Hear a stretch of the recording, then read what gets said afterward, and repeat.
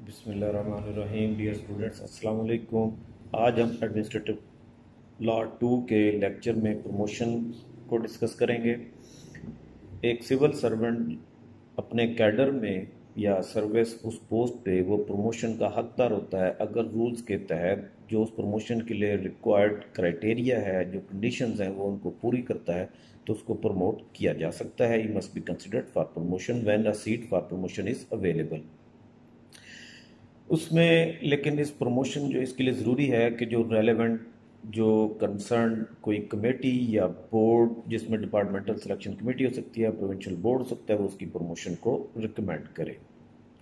अब इसमें प्रमोशन के लिए जो सीट्स अवेलेबल होती हैं वो दो किस्म की हो सकती हैं। एक बाय इनिशियल अपॉइंटमेंट हो सकती है, एक बाय प्रमोशन हो सकती है।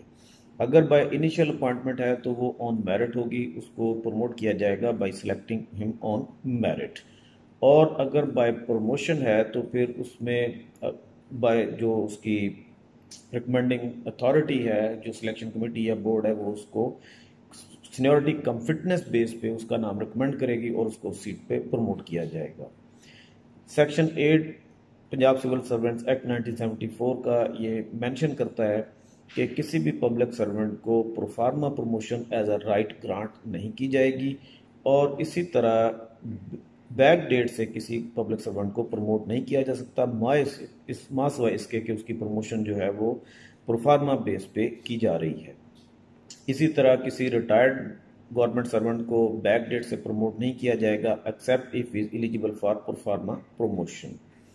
और अगर एक ऐसा पब्लिक सर्वेंट जिसका प्रमोशन का केस अंडर कंसिडरेशन है लेकिन अभी उसके अंडर प्रोसेस है, उसके अभी अपॉइंटमेंट के ऑर्डर उसको नहीं मिले,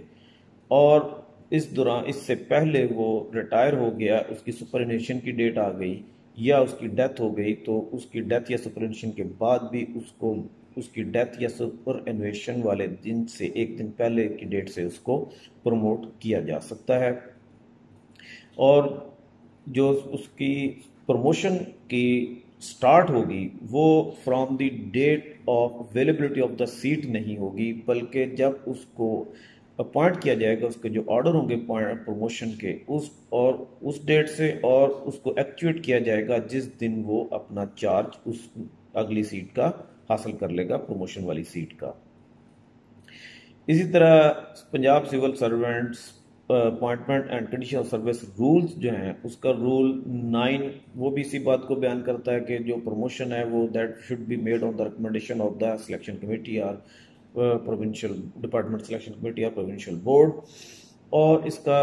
जो रूल 10A है वो इम्पोर्टेंट है, वो डील करता है एक्टिंग चार्ज बेस्ड प्रमोशन पे।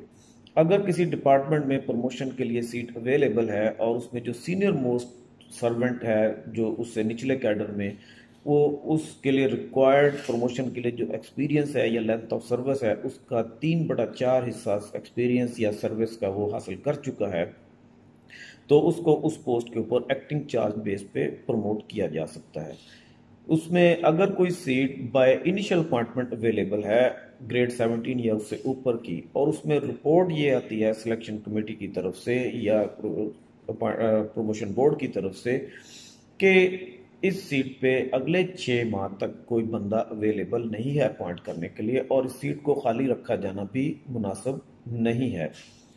तो जूनियर कैडर में जो सीनियर मोस्ट आदमी है उसको एक्टिंग चार्ज बेस पे उस सीट पे प्रमोट किया जा सकता है। लेकिन ये एक्टिंग चार्ज बेस पे जो प्रमोशन दी जाएगी किसी भी पब्लिक सर्वेंट को, वो उसको उसकी बुनियाद पे उसके लिए ये राइट क्रिएट नहीं होता कि वो क्लेम करे कि अब चूंकि उसको एक्टिंग चार्ज बेस पे प्रमोट कर दिया गया है तो अब उसको परमानेंट किया जाए या उसकी प्रमोशन को जो है वो उसको उस पर प्रमोट किया जाए। इससे राइट क्रिएट नहीं होता, ये चीज़ जहन में रखना ज़रूरी है।